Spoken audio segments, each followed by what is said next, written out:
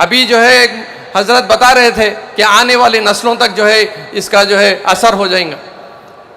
मैं ज़्यादा वक्त आपसे नहीं लूँगा क्योंकि मुझसे भी और अच्छे बात करने वाले लोग यहाँ पर हैं, मगर ये बात ज़रूरी है कि आज हमारे मसाजिद, क़ब्रिस्तान, ईदगाह, खानखा, दरगाहों को बचाने के लिए हम सबको एकजुट होना ज़रूरी है। हमको ज़मीन पर इस तरीक़े का इत्तेहाद बताना ज़रूरी है।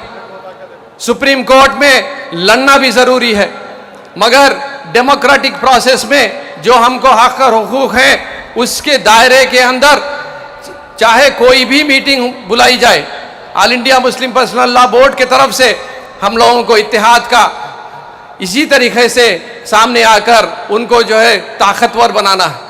मैं आप लोगों को बताना चाहता हूँ कि इस बिल के बारे में चाहे कितनी भी देर बात करें उतनी कम होगी, मगर आप सब जानते हैं कि ये बिल बिल्कुल गलत है, सिर्फ मुसलमानों के साथ डिस्क्रिमिनेटरी है।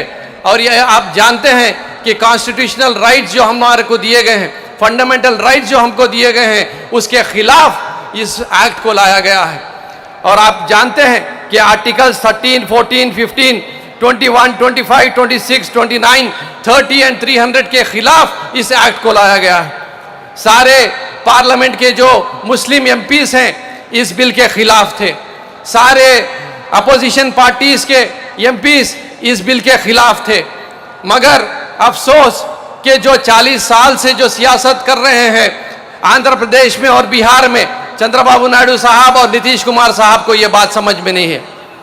इलेक्शन के सामने चंद्रबाबू नायडू साहब एनडीए के साथ रहने के बावजूद उन्होंने वहाँ के आंध्र प्रदेश के मुसलमानों से वादा किया था कि हम जो है चाहे कोई भी कानून जो मुसलमानों के खिलाफ लाया जाएगा उसको रोकने के साथ साथ आप हमारे साथ ठहरे रहेंगे। मैं इस मंच से मैं सीधा पूछना चाहता हूँ चंद्रबाबू नायडू साहब से और नीतीश कुमार साहब से, कश्मीर से लेकर कन्याकुमारी तक का मुसलमान आज आपको हमारे साथ देखना चाहता था, मगर अफसोस आप जो है बीजेपी के साथ जाकर ठहरे हैं बोलकर मैं आपको बताना चाहता हूं।